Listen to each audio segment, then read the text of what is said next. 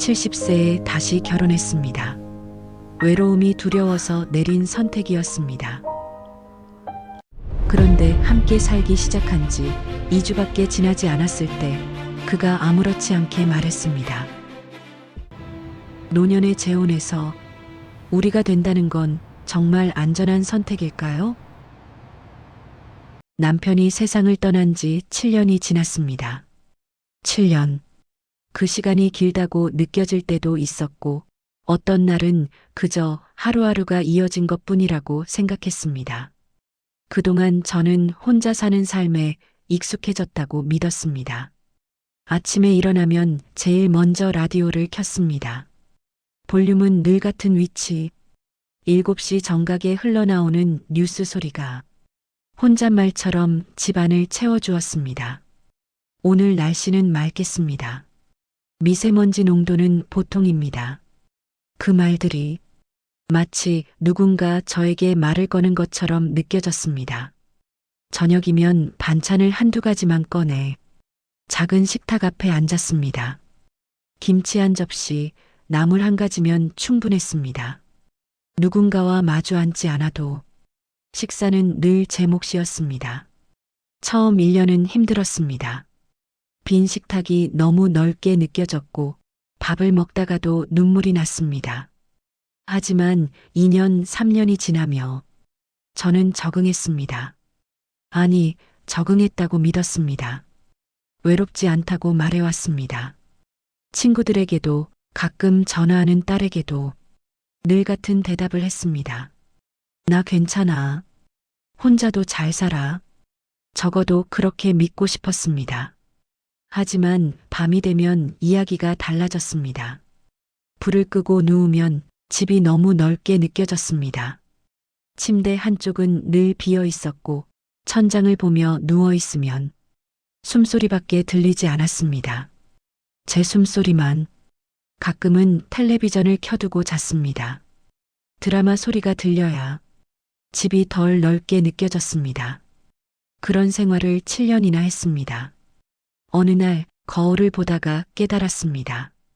제 얼굴이 많이 늙었다는 것을. 주름이 깊어졌고 입꼬리가 내려가 있었습니다. 언제부터인가 웃는 일도 줄어들었습니다. 딸이 가끔 전화로 물었습니다. 엄마, 요즘 어디 아프신 거 아니야? 목소리가 좀 이상해. 저는 늘 같은 대답을 했습니다. 아니야, 괜찮아. 그냥 조금 피곤해서. 하지만 사실은 피곤한 게 아니었습니다. 외로운 거였습니다. 그 외로움을 인정하고 싶지 않았을 뿐입니다. 변화는 아주 작은 것에서 시작됐습니다. 동네 노인복지관에서 건강체조 수업을 시작한 건 딸의 권유 때문이었습니다.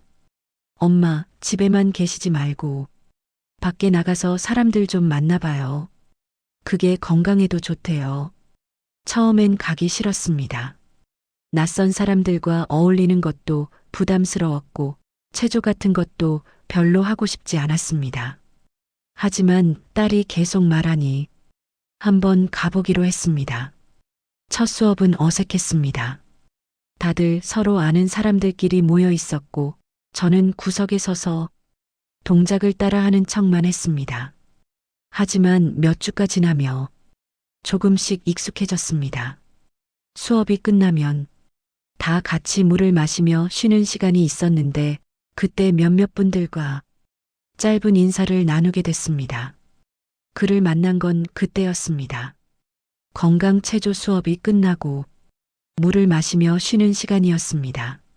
저는 혼자 의자에 앉아 핸드폰을 보고 있었습니다.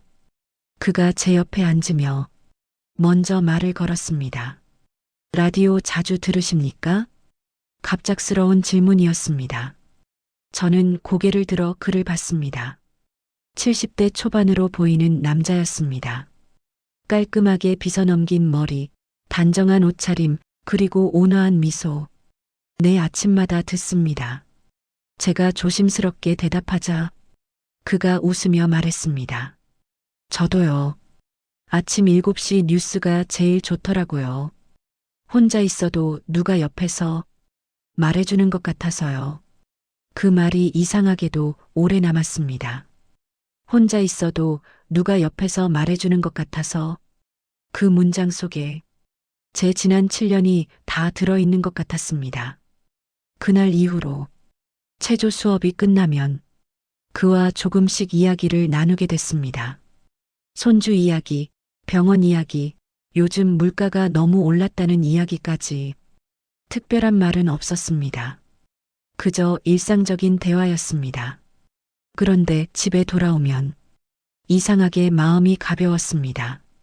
라디오를 틀어도 전처럼 허전하지 않았고 저녁을 먹을 때도 조금 덜 외롭게 느껴졌습니다. 내일 또 복지관에 가면 그분을 만나겠지. 그런 생각을 하게 된 건 언제부터였는지 모르겠습니다. 70세의 나이에 다시 누군가를 기다린다는 것이 조심스럽고 또 부끄러웠습니다. 제가 무슨 짓을 하고 있는 건가 싶기도 했습니다. 하지만 어느 날 그가 조용히 말했습니다. 혼자 사는 게 점점 힘들어지지 않으십니까? 그 질문에 저는 바로 대답하지 못했습니다.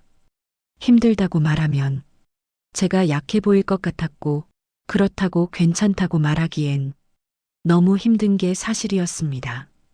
한참을 말없이 있다가 저는 작게 고개를 끄덕였습니다. 그가 말했습니다. 저도 그렇습니다. 처음엔 괜찮다고 생각했는데 시간이 갈수록 혼자라는 게 무겁더라고요.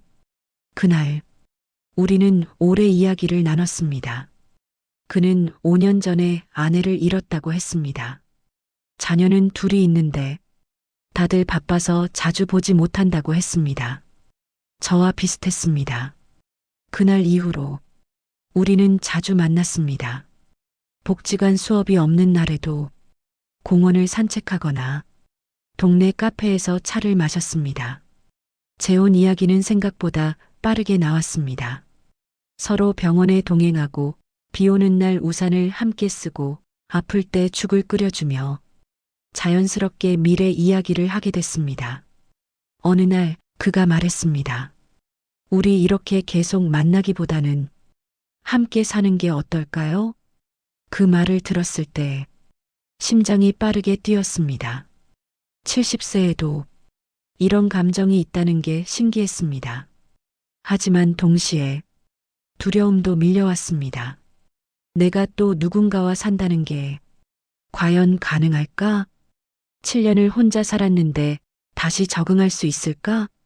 하지만 그보다 더 큰 건 외로움이었습니다.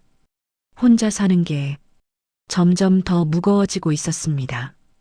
저는 며칠을 고민했습니다. 밤마다 잠을 설치며 생각했습니다. 그리고 결심했습니다. 한번 해보자. 지금 아니면 언제 하겠어. 자녀들에게 말했을 때 반응은 차가웠습니다. 먼저 아들에게 전화했습니다. 엄마가 재혼하려고 하는데 아들은 한참 말이 없다가 조심스럽게 물었습니다. 엄마, 그분 어떤 사람이세요? 경제적으로는 괜찮으신 분이에요?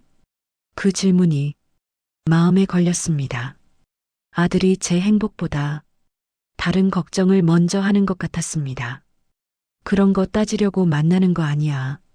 그냥 혼자가 너무 외로워서. 아들은 한숨을 쉬며 말했습니다. 엄마 하고 싶으신 대로 하세요.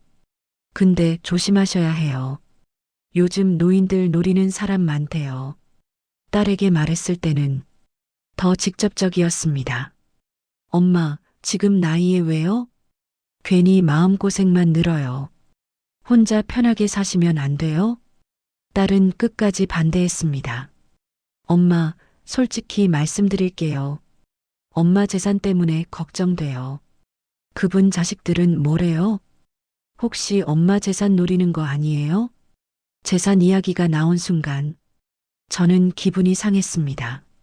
너희들은 엄마가 돈 때문에 재혼한다고 생각하니? 아니면 저 사람이 엄마 돈 노리고 접근했다고 생각해?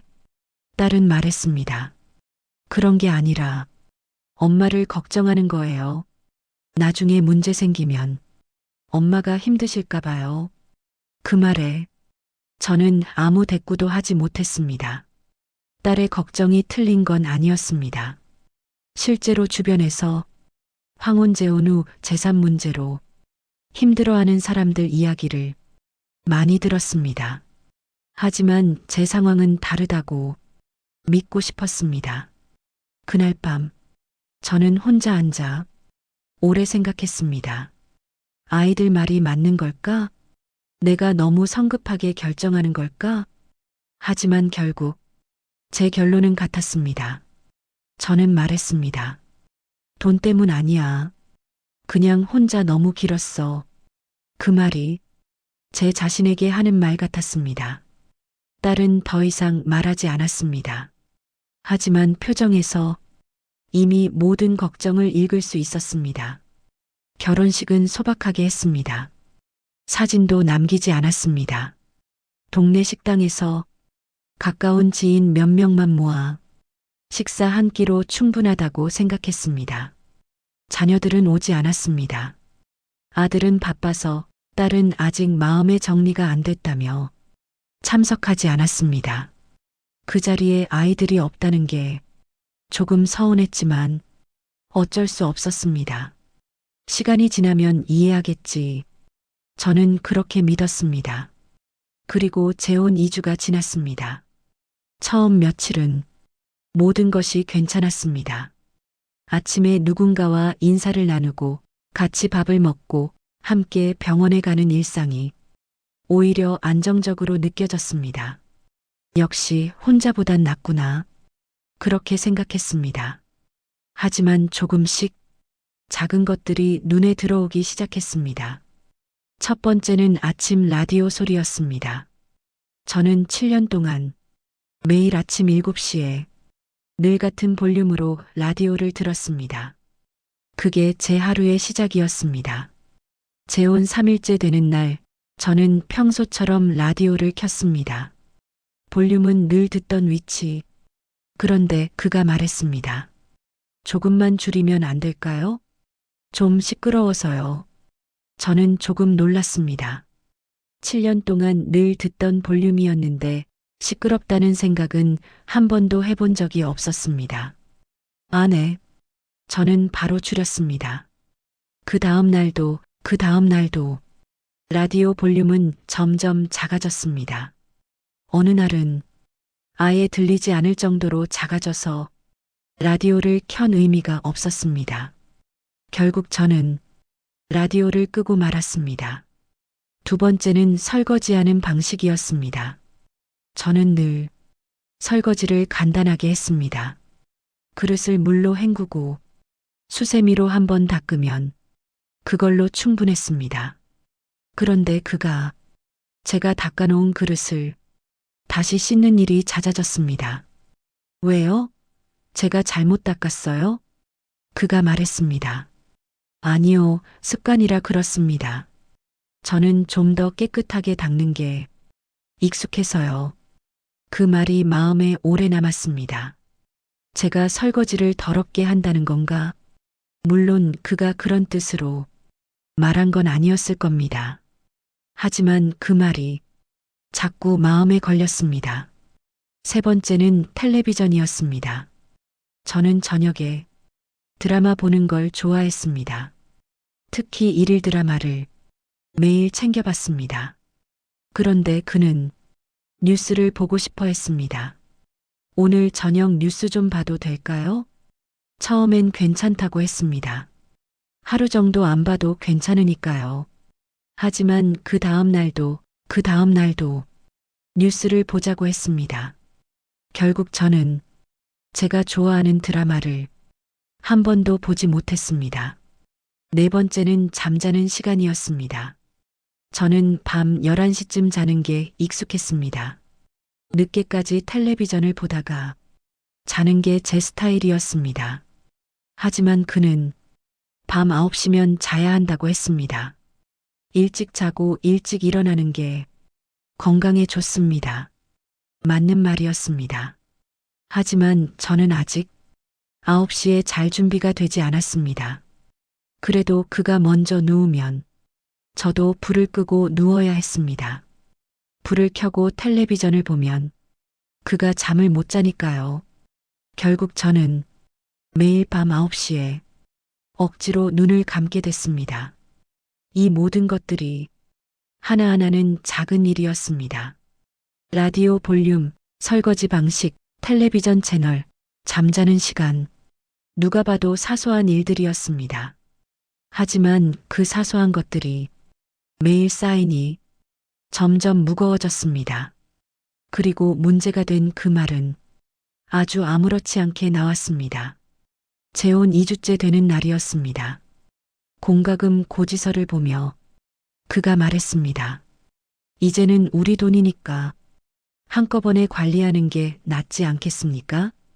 그 말에 저는 고개를 끄덕였지만 속으로는 심장이 내려앉는 것 같았습니다. 우리 돈, 그 말이 왜 그렇게 무거웠는지 저도 설명할 수 없었습니다. 그는 나쁜 뜻으로 한 말이 아니었을 겁니다. 부부니까 돈도 함께 관리하는 게 당연하다고 생각했을 겁니다.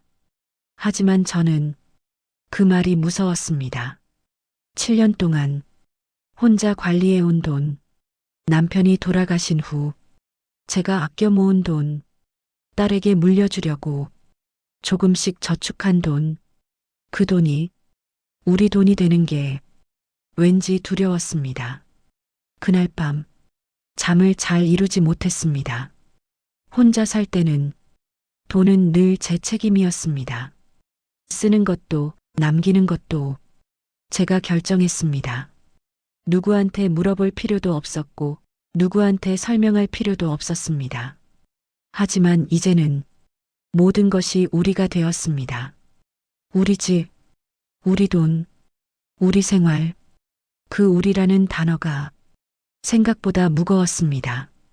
다음 날 아침 그가 말했습니다. 오늘 은행 가서 통장 하나 만들까요? 공동 명의로요. 저는 대답하지 못했습니다. 그가 다시 물었습니다. 왜요? 싫으십니까? 아니 그게 저는 말을 제대로 잇지 못했습니다. 싫은 건 아니었습니다.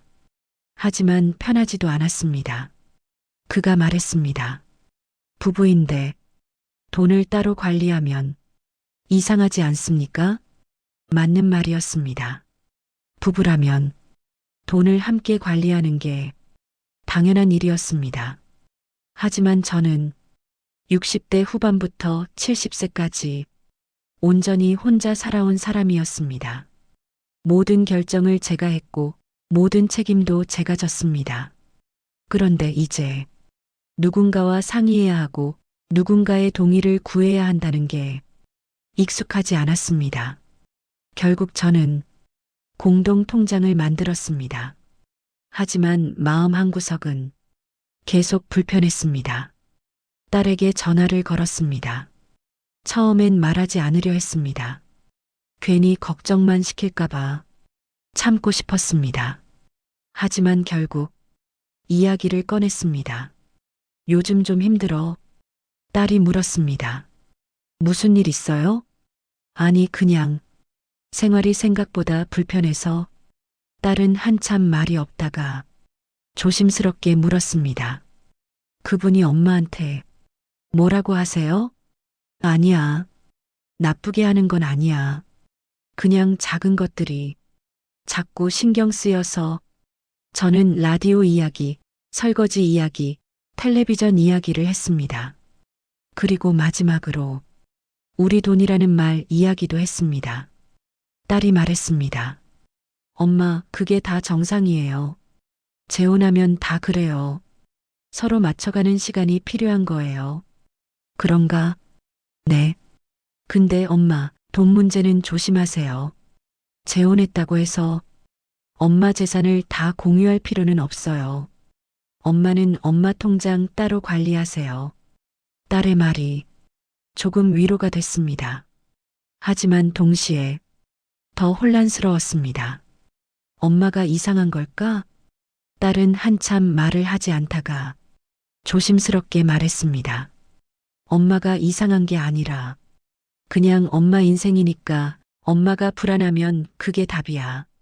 그 말이 위로가 되면서도 더 혼란스러웠습니다.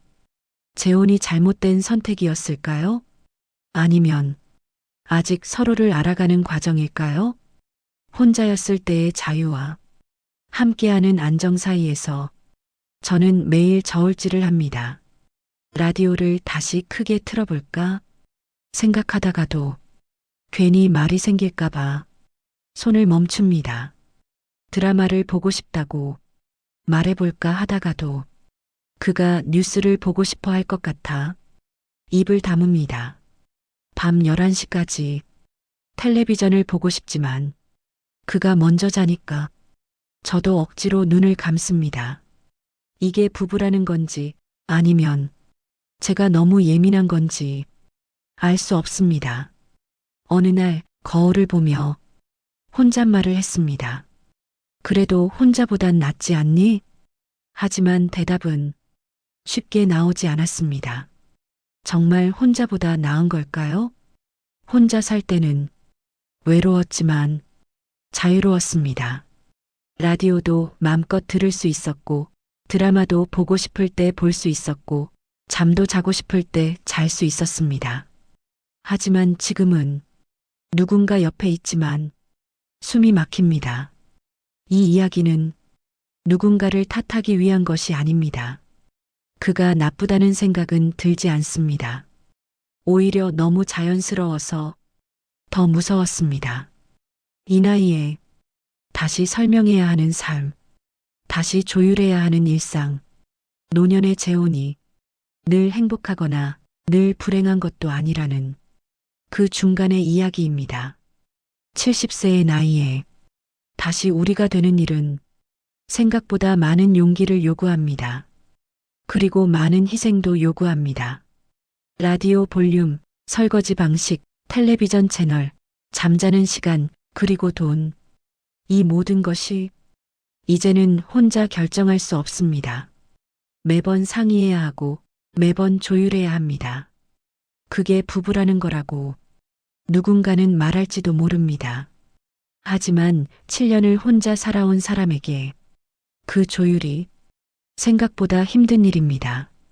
여러분이라면 재혼 2주 만에 우리 돈이라는 말을 들었을 때 어떤 마음이 드셨을까요? 노년의 재혼에서 사랑과 경제의 경계는 어디까지가 편안할까요? 이 선택을 계속 이어가는 것이 맞을까요? 아니면 지금이라도 다시 생각해 봐야 할까요? 혼자 사는 외로움과 함께 사는 불편함 중 무엇이 더 견딜 만한 걸까요? 70세에 시작한 재혼, 여러분이라면 어떤 선택을 하시겠습니까? 정답은 없습니다. 각자의 삶이 다를 뿐입니다. 하지만 한 가지는 확실합니다.